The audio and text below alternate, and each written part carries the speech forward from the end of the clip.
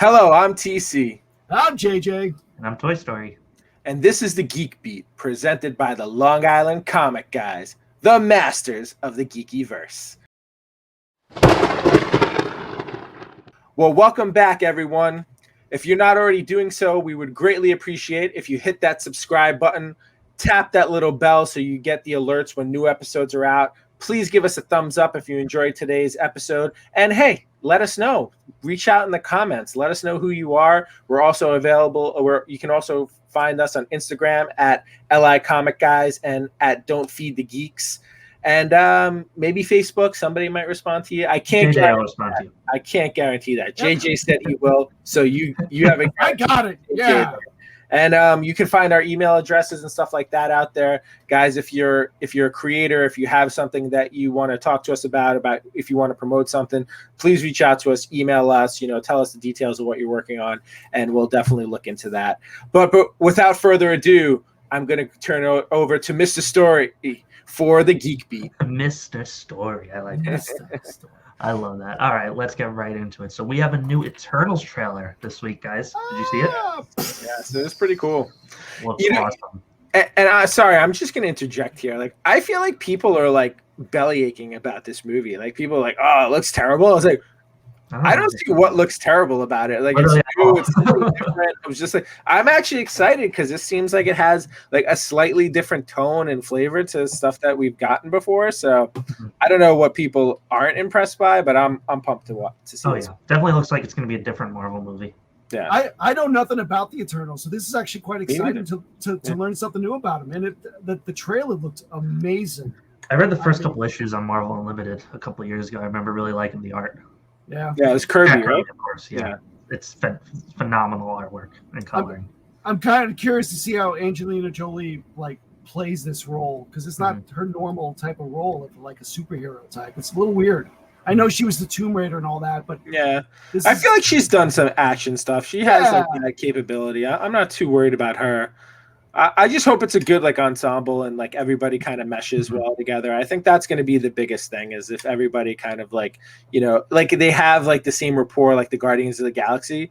I think that's what really makes those movies strong, and the recipe there is if they have that good chemistry, then you're going to have a successful franchise. Oh yeah, for sure. Yeah, very cool. Very cool. Yeah, excited to see it. November 5th, I think, right? Yeah. I believe so, yeah. I'm really excited for this other one, Shang-Chi. I don't know if I'm going to get anybody to go with me, but I'll go myself. Right? In a week? Yeah, September 3rd, I think it's out, yeah. So what? So this year, we've got Shang-Chi, we've got Eternals, and then Spider-Man is December. I don't know how we don't have a trailer for Spider-Man. So I did see something the other day, and this isn't part of the official news report. So Kevin Feige did say that you will get a trailer before the movie is released. Okay, that's great. There's a guarantee of that. But, okay. I mean, granted, it is only August, and I know this movie has a lot of spoilers in it. I would potentially. They're never gonna do it, but I would love if they released no trailers. And I think that would be. Images, no trailers. They can't do it just because. No. I mean, if they just keep doing what they could do is just music and you see symbols or animation without anything. Yeah. Just in Spider-Man out, whatever. Yeah. And maybe you hear him. It would be cool if you just heard stuff in the background. Yeah. Maybe not who they were, but certain voices, the people confirmed for it. If they play clips of their voices without showing anything, that would be pretty awesome. I would love. I know I'm not going to. I know I'm going to watch the trailer whenever it comes out, but I'd love to if I could avoid it. I don't want to have any preconceived notions. I feel like that happens to me a lot lately. I get preconceived notions with trailers. I feel like that's going to be an impossibility. I know. Yeah. It's amazing that it is our. We're in August, almost September, and we've push us 2 months ahead. I know. We've got 3 Marvel movies still coming out this year. That's crazy. Quite amazing. Yeah. And does that count any of the Sony type of movies? When is Venom 2 coming out? Venom is also coming out. I think it was delayed a little bit, but it's October, still coming out. I think now. This year. So, and then is there another one? Wasn't there another Sony movie superhero? No. That I don't know. Morbius is supposed to be in the works. That's- I don't know when that's coming out though. Venom was delayed a couple weeks. It's October 15th now. Okay, Yeah. so technically we've got 4 big superhero movies coming out, which Still, is yeah. amazing. It's absolutely amazing. We still got a lot going on this year. Yeah, for real. Cool. Yeah, Very exciting. very cool. Very exciting also for you. I'm very excited for this. So Toys R Us is kind of back. Yes. Right? So as of right now, I think they have an online presence. They're partnered with Macy's, but they're going to start opening up like mini stores within Macy's department stores starting next year. Yeah. Go ahead. This tweet like exploded. Like as soon as it came out, I saw it everywhere. Like people are excited. Yeah, I got an email and I was like, oh damn, and I was like, okay, I was like, you can order now. So I didn't realize at first that it was just like, oh, online at Macy's. I was like, okay, that's cool. And then I did some more research into it. I was like, oh wow, like it's actually going to be in stores, like in 400 Macy's. So pretty much almost every Macy's is going to have one, like the large ones. I'm curious to see how it looks. Like they should give them a floor. I was like, it's a brilliant move by Macy's, by the way, because they're not capturing like that demographic at all right now. It's just, you have clothing and then you have like, furniture and like dining set and like some home stuff, but it's all home, like, related. There's no like entertainment or toys. So this is pretty cool. I'm curious to see where this goes because I think at one point, like I'm going to say as early as last year, like Macy's was on the verge of going bankrupt. Macy's was too, yeah. Maybe Macy's, like they were on the verge of going bankrupt. So I'm curious to see. I'm sure there was some like reorganizations going on. So Toys R Us, there's been people backing that for a while, even before they were gone. I kind of knew they were never going to be gone. Like they weren't really officially gone because even at the time of them closing all the stores, they were already like reorganizing money, and that's why they closed a lot of it because they were liquidating and figuring out like what to do next.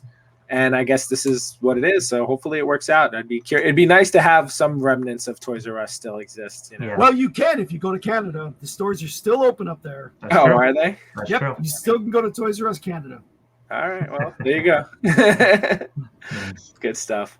All right, moving on. A little news for our Northeast coasters and some other people in like Florida and stuff. So Hayden Christensen, best known as Anakin Skywalker in the prequel trilogy, is going to be attending a bunch of ReedPop events like Florida SuperCon and New York Comic Con, assuming it still happens. Yeah. Interesting. Dude, has so many people show up for him at conventions whenever he's somewhere. Well, he also doesn't do them a lot, right? He's been lately, like since the Obi-Wan thing, he's been doing a few, or he was scheduled for a lot last year, actually, then COVID happened. He was supposed to do Rhode Island. Yeah. I do remember that now, yeah. Yeah. JJ, you need him on your poster. What are you doing? I do, jerk off. Why? Why? I'd like them on my poster. I mean, I have his autograph. And you do have it separately, right? I do, and it's a really cool picture. It was from one of the Topps photo things, and it's actually a great photo of him. I'll bet you they had Ewan McGregor too. Probably, I would imagine. I wouldn't be surprised. He's gonna be a latecomer, I think. Yeah. He doesn't do stuff either, though, right? No, but he was also scheduled. They were scheduled for Rhode Island together. Yeah. Oh, okay. Yeah, they were selling like a combo photo ops with both of them. He's been doing a lot of the mail-ins. He did one with Ace Comic or what is that? Oh Ace? yes, I have seen that. Yeah, the mail-ins for him. Yeah. So I mean, they both have been doing that. So I will see on that because I'm curious. Yeah. I mean, he's probably a really nice guy in real life. Anakin's terrible. I mean, it's not his fault, I guess. Yeah. He's just a bad actor. It's not his fault. Well, the real test will be whatever he does in this series. We'll see. I mean, the real test is I better not hear him as Darth Vader because I'm unfortunately not going to watch the rest of that series. They would never have him in costume and have his voice. No. But then, like, what can he possibly do wrong at that point? Then, like, he's just gonna be moving around, like, oh. I think he'll like, do. Hey, it's me, Hayden Christensen, under here.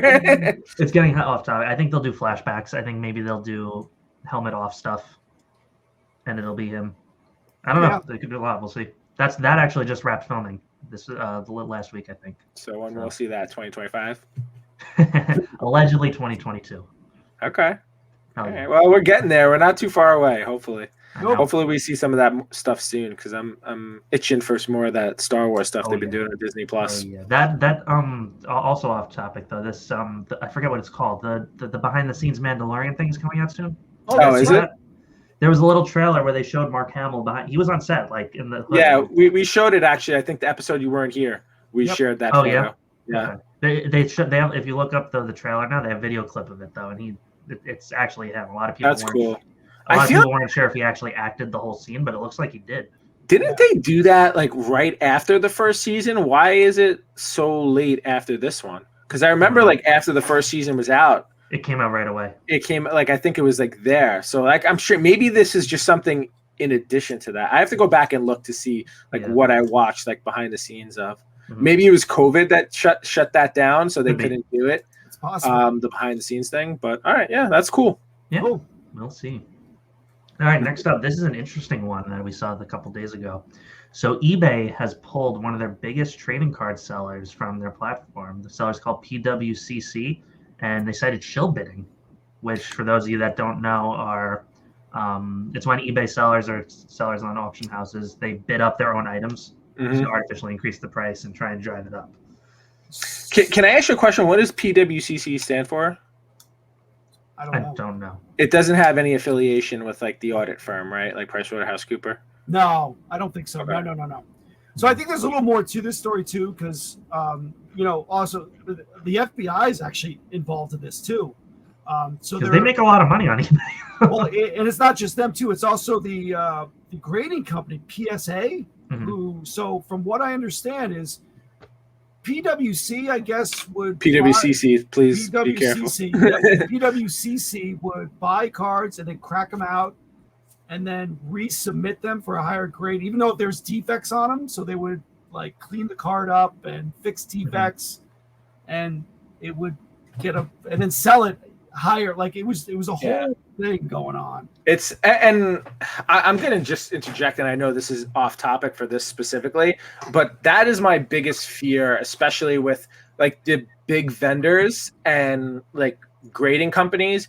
And I need valid proof to show me that there's no correlation, because they're like, oh yeah, we have no idea whose books these are. And this could be because I'm a pessimist and So to specify, you're talking about like comic book grading when they say comic book grading, when they say the graders don't know. They're like, yeah, we have no idea who sent these books in. I was like, but what if like Metropolis just sent you like 5,000 books? You're telling me you don't know which books were theirs? Like, I just find that hard. And I'm not picking on them, and I'm not saying there's anything shady going on between them and CGC, but like big vendors, like the huge people of the world, and I don't trust it. I'll be honest with you. Oh yeah. And like, because we've also seen, with all the mistakes and everything they made, and we get books back and some of them look perfectly clean. And it's like, why is this one a 9.4?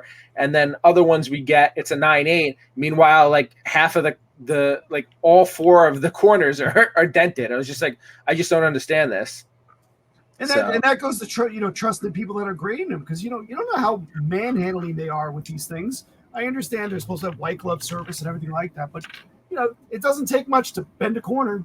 No, and really like even more examples, like people who like creators who send these things in. Like let's say you get like a J. Scott Campbell, like, hey, if you want to buy this book signed by me in a 9.8 now, like how many of those is he sending? Granted, like no one's ever touched them, but are you really going to get 5,000 or 9.8? It's just some stores have for weekly comics they'll just have Diamond send them straight to CGC, a giant box of the same book 100 times to grade. I'm sure like maybe Midtown. I don't know. Midtown doesn't really do a lot of graded comics, so I don't know if they do that. They don't.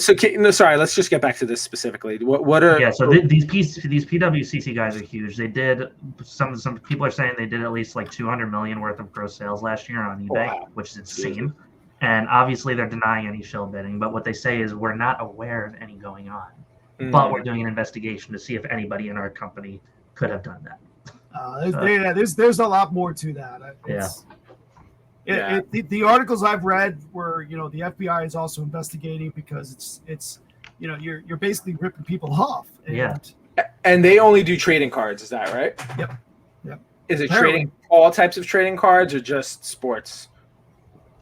I think everything. It's everything. Interesting. I'm curious to see this because this is it's a big deal, especially I collect cards and Yeah, it's crazy. But shill bidding's nothing new on eBay. Oh no, I mean you've seen it forever. Yeah.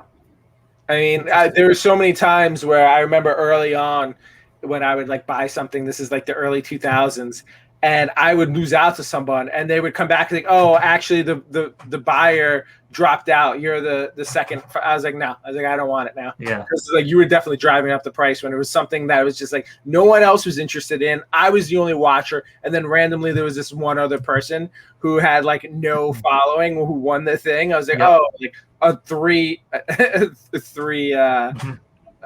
record of like whatever is feedback. I was just like, I'm not surprised by that at all, to be honest with you. I know. I'm surprised more people don't get burned about it. Yeah, right. Yeah. Well, when you're a company this size, I think it's easier. You've got eyes on you. Mm-hmm. Yeah, for sure.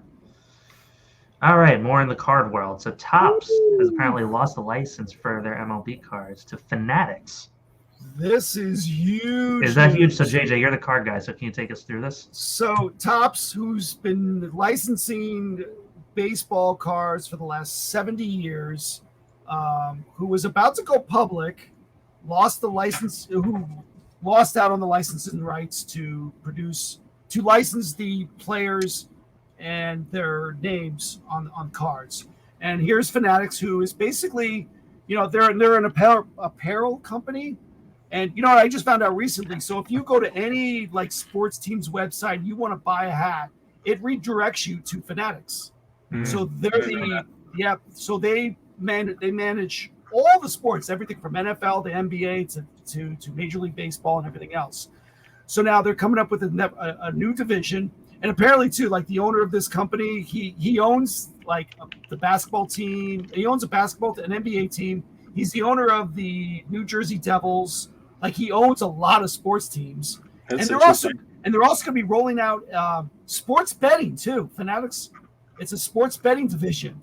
So there's a lot of weird things that these guys are starting to do, and you got to wonder what the conflict of interest is going to be, especially if he I mean, it definitely seems like type kind of like monopolizing. So I've been out of the sports card thing for a long time. So why is this like is Topps the only one who's been allowed to do these cards? Because I know when I was collecting basketball, like Topps was one, but there was Ultra, there was Upper Deck, there was a lot of different card companies that made these cards. Like is it going to be only Fanatics? Like that doesn't make any sense.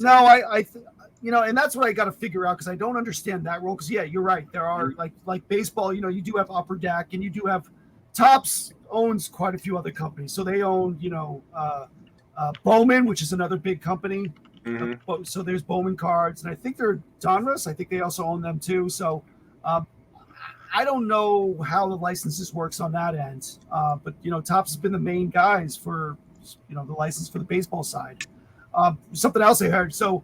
It's interesting. So when they license a player, they have the player sign a 4-year contract with Topps, and it could be ranged from anywhere from $75 a year to $500 a year per player. Okay. And they're allowed to license their image and their name.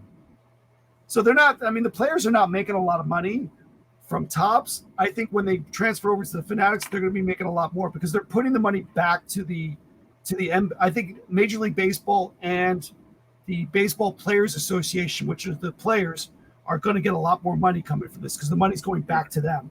Interesting. So apparently, the NBA, the Major League Baseball did give Topps a chance to, counter bid, and they said they couldn't do it. They couldn't match the number that Fanatics was offering. So this does start in 2026 is when you'll see the first set of cards. So, I think from now until 2026, I think Topps is just going to start flooding the market with millions of cards, trying to do a cash grab now at this point. Because, where else are they going to get their money? I think the only thing they got left after this is going to be soccer. They got the soccer licenses. We'll see what happens.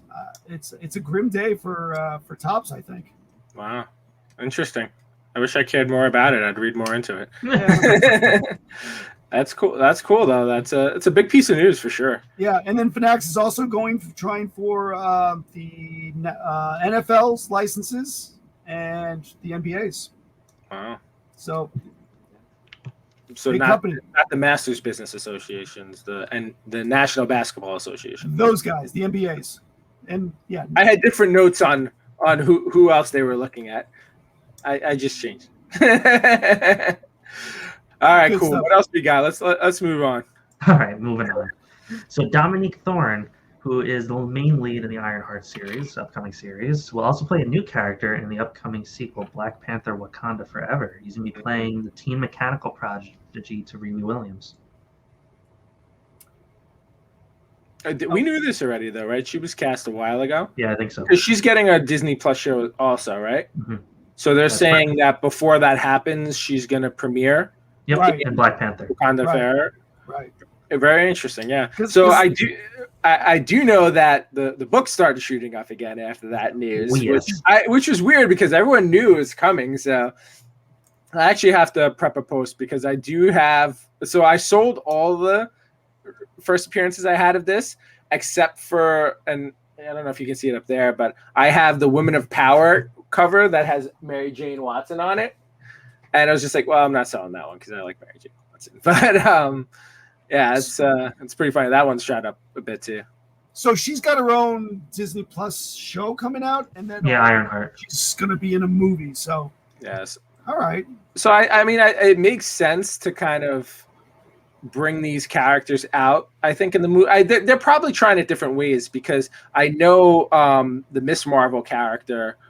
Kamala Khan, has her own series as well, but she said I believe they've already confirmed that she's going to be in Captain Marvel 2, and I think in that one you get the Disney Plus show is coming out first, so maybe they're trying like different angles, seeing which one brings more people into the character. I feel like with this character specifically, there might not be as many people who know about her. So I get the move to try this one in the movies first, because Kamala Khan, she's already kind of blown up. She's been on cartoons. She's had a little bit more press. She's been in some video games.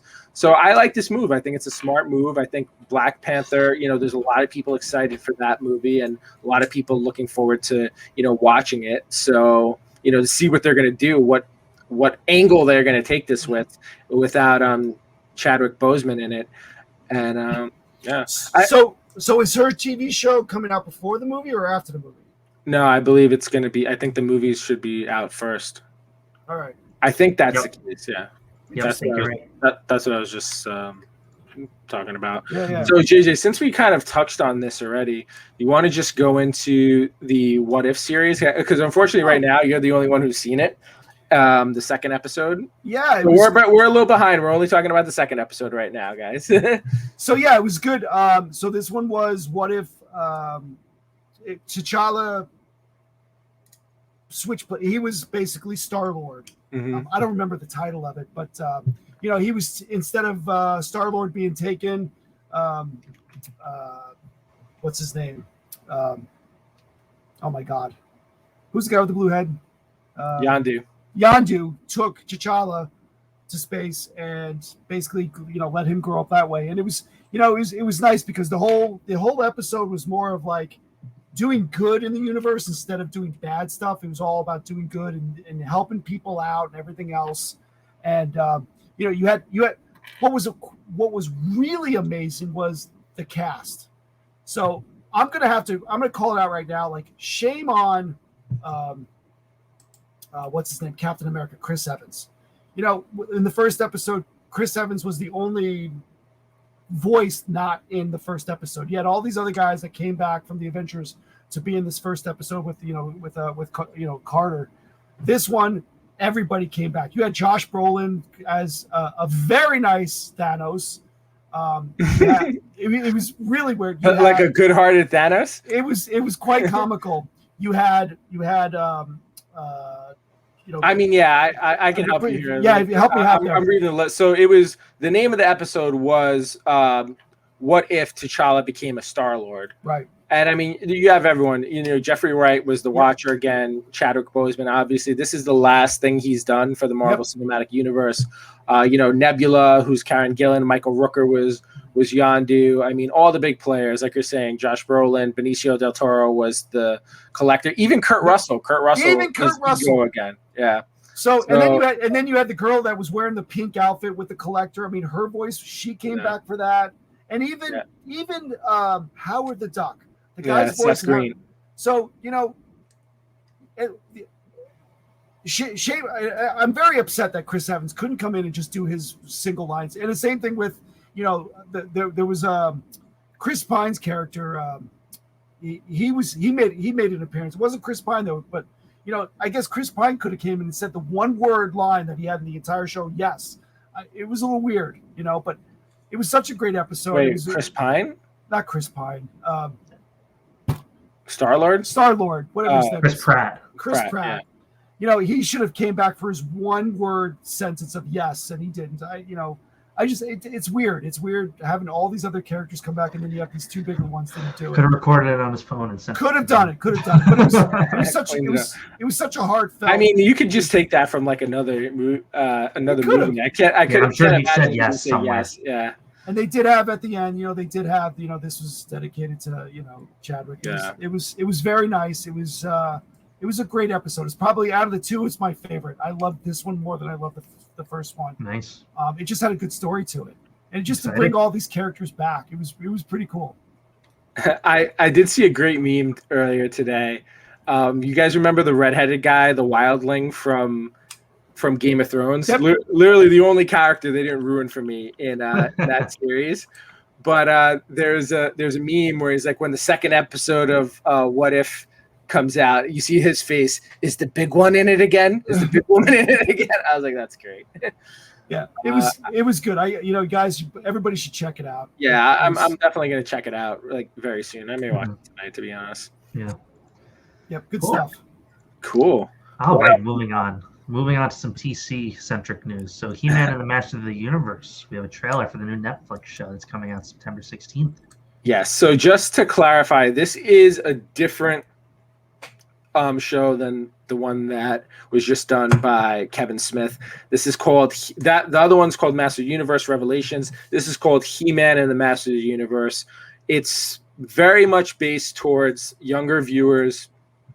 You can tell from they've already launched a toy line. It's definitely kind of, geared towards children and like playing. They don't look as like, well defined and collectible on the toy side, but it looks like it has definitely a lighter hearted version. It has very much the CGI kind of kid. It almost looks like Bob the Builder meets Master of the Universe a little bit with like the animation, which I think is great. I think, I'm absolutely going to let my daughter watch this one too. And maybe she'll like this one more. I mean, I think she was a little bit nervous with the Kevin Smith one. She's like, you're going to watch it with me, right? I was like, yeah, it's all right. I mean, because, it was definitely more adult themed, Kevin Smith. So, but she enjoyed that one. And, I think this one will hopefully bring in like the next generation fans and the young one. Like, listen, is it my style of animation? Absolutely not. Like, I'm not a real big fan of this, but the fact that it's going to bring in a new audience to Master of the Universe, I can get all the way behind that. And hopefully those kids or, tweens or whatever, will get into this, and hopefully they'll see the other stuff and, get into the other Master Universe stuff later on. But very cool. It was a pretty good trailer. I'm not gonna say, I mean, I'm obviously going to watch it with her, so I am going to check it out, but it seemed fun. It seemed a little bit more lighthearted for sure. But, it's Skeletor and He-Man. I mean, the way they're going to knock this out of the park right away is if there's a lot more He-Man in it than Revelations was. So I think this one comes out pretty soon, less than a month at this point, September 16th. Are you buying the toys from this one too? I have not bought any of the toys from this one. I did buy Wave 1 of the Revelation toys, so I'm buying those along with the Origins toys. I don't think I got the Battle Cat yet for the Revelations. but I'm not going crazy for those as I am with the Origin stuff. I think I just actually got my Castle Grayskull today, the Origin. I'm not taking it out of the box, but if I get another one, I'll let Noelle open it. But yeah, we were actually at Lost for Toys earlier today, and she came home with like 4 things and stuff. My wife was pretty upset about that. she got Godzilla and King Kong, and then she wanted a Spider-Gwen, and then I got her Hulk hands. It was a fun day. Yeah. Nice. All right, moving on. So, Captain America 4. We now have confirmation that it's going to star Anthony Mackie, which I didn't realize was not confirmed yet. Yeah, I think it was like, this is more like, yeah, duh kind of thing at this point, but it was like full confirmation. I don't know if there were still people like holding on to like false hope here that Chris Evans was coming back. I mean, I think the fact that he wouldn't even lend his voice to the to the What If tells you that he's done with the Marvel stuff.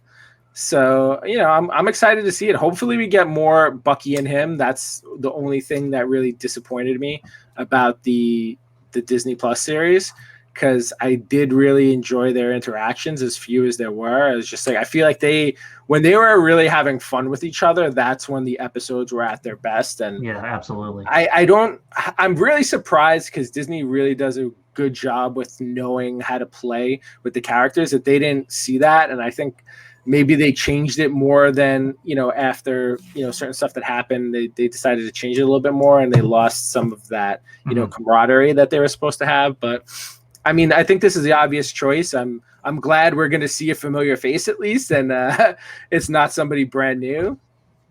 So this is good. I'm happy about that. Nice. Good stuff.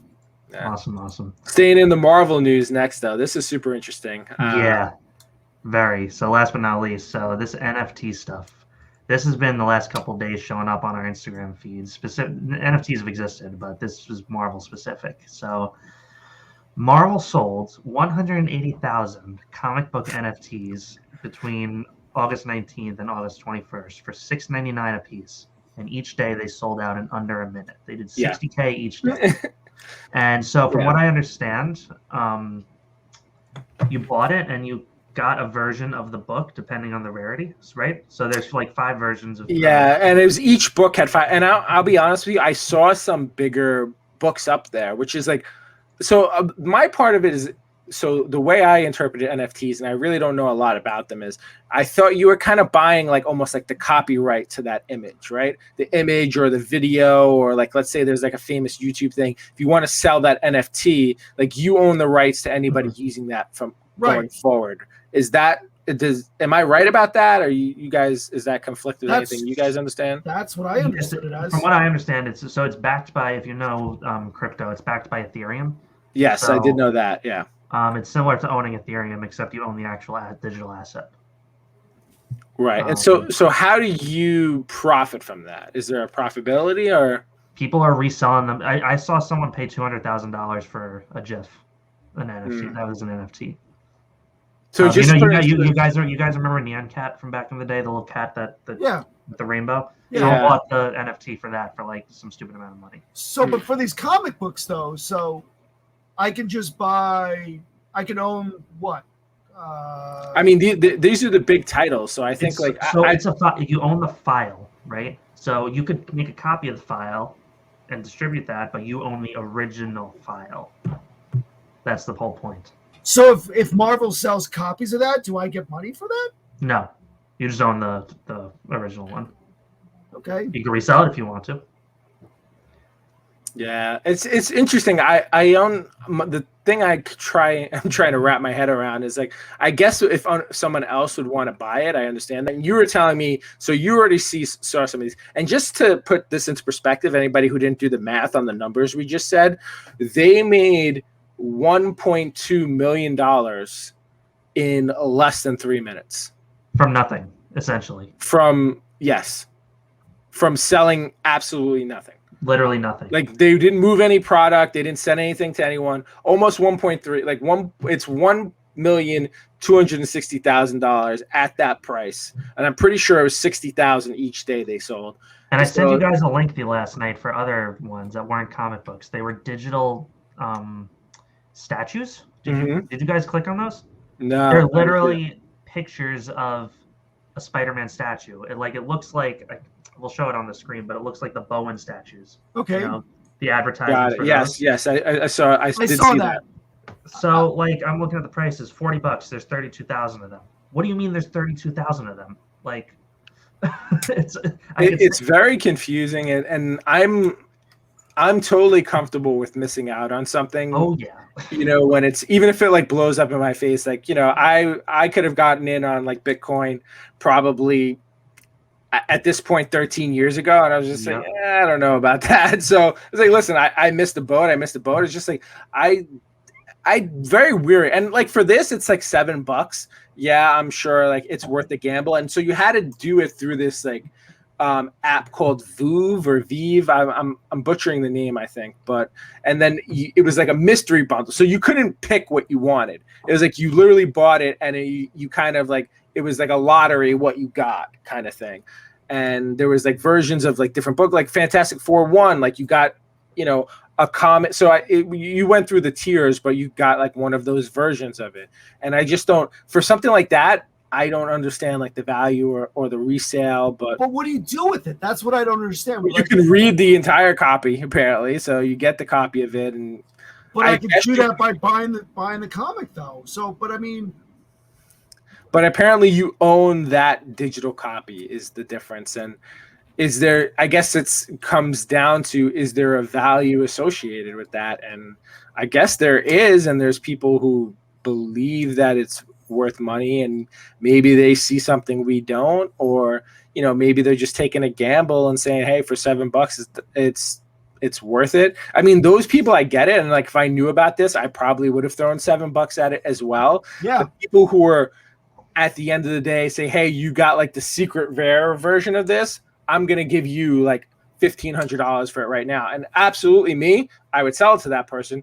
But maybe that person, has the foresight to be hey, I'll hold on to this in 10 years and it's going to be worth $3 million. So maybe one of our very few listeners and watchers. Yeah. If somebody knows forward, I would like more explanation on this. I mean, please. Cause yeah. I was trying to wrap my head around it when you texted it to us last night. I get what it is. I guess I understand. I'm not the type of person to judge people in the way they spend their money, because we buy colored pieces of paper for thousands and thousands of dollars. Yeah. But this seems a little much for me. I just don't know. I mean, basically, what is a comic book? It's it's a newspaper, a colored newspaper folded up into with a paper cover. Yeah, it's very strange. I don't get it. Interesting stuff. So, I mean, in all seriousness, if somebody, is into this and, thinks it's something that we should get into and, we're missing the boat and there's something we don't understand about it, absolutely please reach out to us, because I'd love to hear more about it and, why. Maybe even if you, not so much if we're getting something wrong, but I'd love to hear why you think that this is the way to go. Yeah. So please let us know, reach out in the comments or, hit us up on social media. We're really looking to kind of get other people's thoughts on this one more than anything else that we've kind of thrown out there. This is one we really want to get the pulse of the market on. And I know other people are doing this. I know, there's other, a lot of people talking about this right now. So, just consider us. But, that's all I had. What about you guys? Nope. No, that's it for all. me. That was good. Yeah, that's it. All right, nice. So we'll throw out the disclaimer again. Please, if you haven't done so already, hit that subscribe button, ding that little bell so you get the notifications when new episodes drop. If you enjoyed this, please give us a thumbs up. If you have something, a comment you want to make, please make it here. Or again, we're available on all our social media accounts at LI Comic Guys and at Don't Feed the Geeks Podcast on Instagram. We're also on Facebook with Long Island Comic Guys as well, so you can find us there. And again, if you're a creator or somebody who's interested in being in the show, if you have something you think people would be interested in hearing about or talking about with us, please reach out to us. Send us an email. You can find our emails at request at LongIslandComicGuys.com. Apologies. There you go. Hey, real quick, I'll just do a quick shout out. The guy I talked to in line, I went to a baseball card convention today, and the guy I talked to in the line, and he wanted to check our show out. So if you're listening, thanks for listening, man. Absolutely. There was also a guy in Lost for Toys who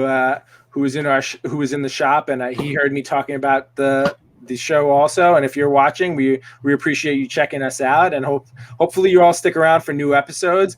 We have new exciting episodes coming out every Monday and Thursday. So we do Don't Feed the Geeks once a week, and we do we highlight a different topic for our Thursdays episodes. You've seen us do movie reviews, you've seen us do interviews, which we're going to be doing more of soon as well. And we've done our buy, sell, and stash on comic books. So we do a lot of different stuff, and we try to cover the gamut of all the different things within the subculture of the geek genre. Gamut, good word. Yeah, thank you. I was proud of myself for that one. I almost said gambit, but I was like, it's not gambit. I have to get the correct pronunciation for it.